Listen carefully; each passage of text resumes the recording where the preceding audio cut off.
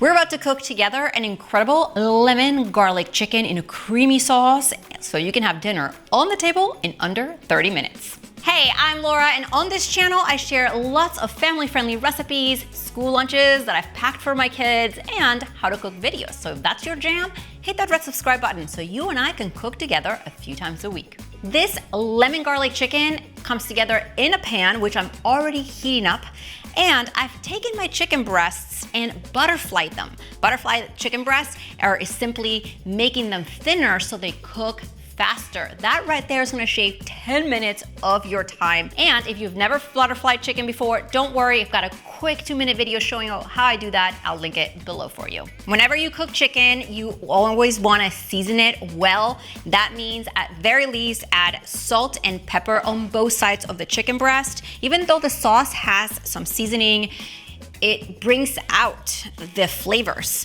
One important step whenever you're cooking or searing chicken is to start out with a hot pan so you can then heat your oil and you can get a nice crisp sear on your meat. So let's add some oil to the bottom of our pan. Now just make sure that your pan is large enough to hold your chicken breasts so they don't get overcrowded. And my pan is hot.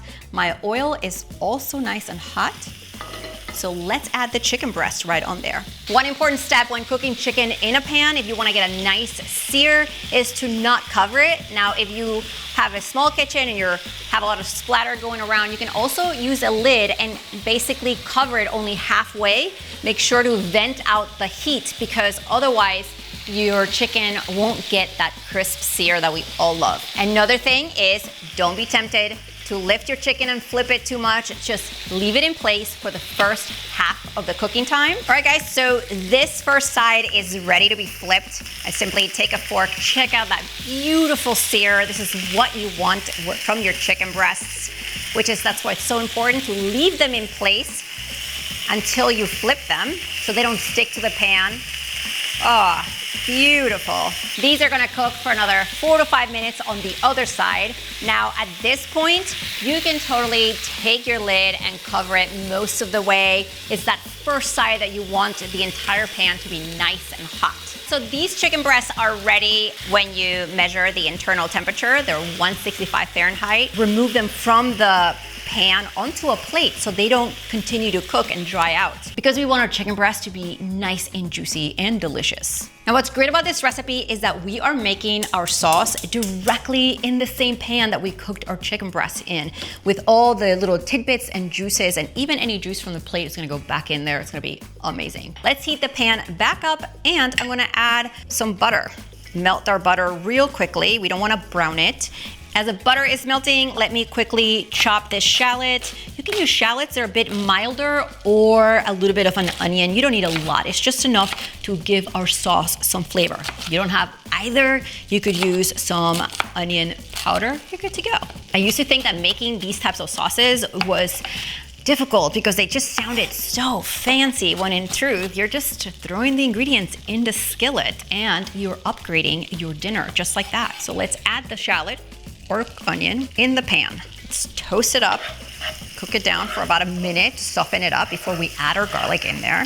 Now I used to think that my family didn't like a lot of different foods, when in truth it's just that I was making food that was kind of basic and plain. It didn't have that much flavor. So adding spices and seasonings to our dishes make the eating experience so much tastier. Now I've minced some garlic. I'm gonna add that to my pan and I'm gonna toast it for about 30 seconds. You already know it's gonna be a good sauce when you start to smell the garlic and onion. You wanna make sure you don't burn your garlic, so keep it at around medium-high heat. Some stoves run hot. I'm gonna add some chicken broth to the pan. It's because we're gonna make a sauce. Make this sauce creamy. I'm using some half and half. The trick to making it not curdle is to heat it up before you add it into the pan. And you wanna incorporate it and bring it to a simmer rather quickly. Don't worry, it's happened to me too that it's curdled and separated. It's no big deal, just keep stirring it. And once you add the chicken, it's gonna be so good, but it happens. Now I'm using thyme in the recipe, but you can use Italian seasoning, any herbs that you have on hand. Typically I'd bring this sauce to a simmer and we are gonna take our chicken and add it back in so it simmers with the sauce. So you have a creamier sauce and your chicken is also gonna absorb some of the flavors. And any juices that were left in the plate, I'm also gonna add those because they are so flavorful. Now I'm gonna take my lemon, squeeze it right over the top. If your lemon isn't yielding a lot of juice, put it in the microwave for about 15 seconds. It's gonna release the juices and give you a lot more flavor.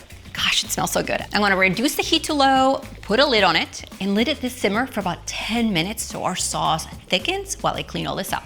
All right, guys, it's been 10 minutes. This chicken is ready. Check it out up close. It's looking delicious. I've got some fresh herbs that I grabbed from the garden. Just gonna put some on top, and we're ready to plate it so I can show you how incredible it looks inside. I'm going to be serving this with some quick pan asparagus, but this chicken pairs great with cooked rice, pasta, mashed potatoes, any vegetable really, and it's gonna be so delicious. The sauce, delicious and so quick. I'll leave the details to both in the description box. Let's do this again. See you next time.